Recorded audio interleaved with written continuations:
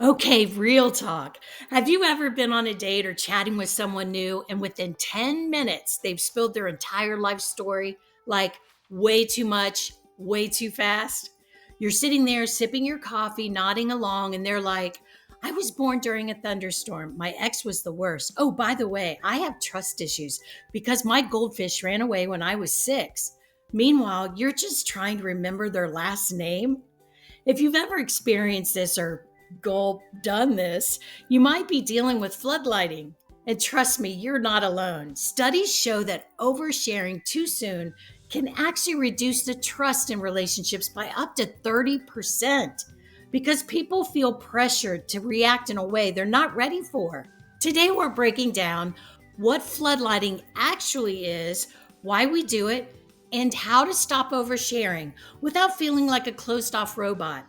So grab your popcorn, hit that subscribe button for more real life relationship advice, and let's get into it.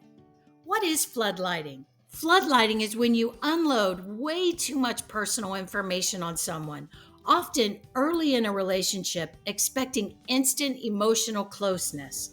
Think of it like turning on stadium lights in a dark room, overwhelming, blinding, and not at all cozy.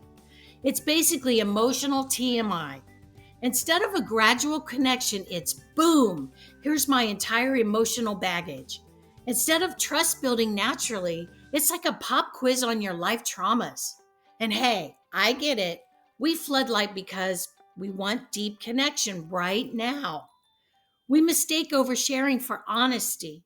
And sometimes we're just nervous and rambling. But here's the kicker: instead of drawing people closer, it often pushes them away because no one likes feeling like an unpaid therapist. It's like force feeding someone cake. They might love cake, but shoving it down their throat, not so much. Here's a story of epic oversharing. All right, story time. A friend of mine, let's call her Sylvia, met a guy online. First date, they're at a cozy little cafe.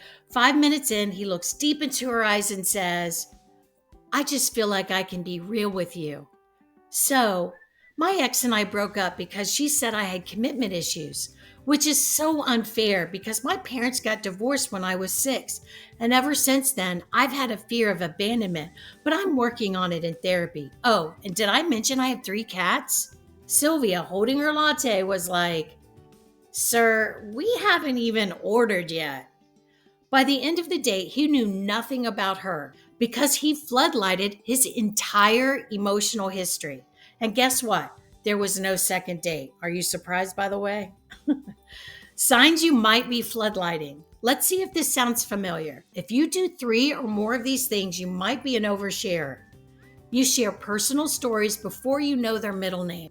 You leave conversations feeling vulnerable and regretful. People say, wow, that's a lot, instead of engaging. You talk more than you listen. You expect instant, deep responses, but people pull away. If this sounds like you, don't panic. We can fix it. No need to go full silent monk mode yet. Why do we do it? Floodlighting isn't about being a bad person. It's usually about fear or unmet needs. Anxiety. If I get all my issues out now, they won't leave me later. Loneliness. If I share everything, maybe they'll understand me faster. Not knowing social pacing. Wait, we're not supposed to drop childhood trauma into small talk? But here's the truth: connection happens over time. Think about your best friendships. Did they start with an emotional TED talk? Probably not. They built trust gradually. It's not about hiding who you are. It's about letting people get to know you at a natural, comfortable pace. How to share without oversharing. All right, let's fix this. Here's how to stop floodlighting. Check the vibe. Before diving deep, ask, is this the right time? Use the layers approach. Start with light conversation and build up.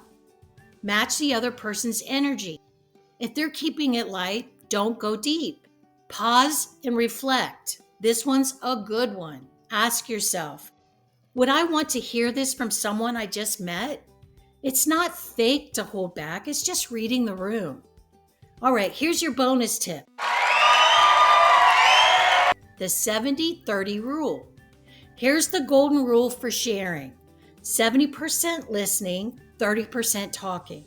If you find yourself talking way more than the other person, slow down. If they ask more questions, that's a good sign they're interested. Keep going. If they start glancing at the exit, it's time to switch gears. Think of conversation like a tennis match, not a monologue. So is floodlighting ruining your relationships? Maybe. But now you know how to stop it. Subscribe for more real life relationship advice and check out my new Marica's Market apparel store. The link is in the description. And hey, since you made it this far, you clearly care about your relationships. So click here to watch my next video. You'll thank me later. See you in the next video.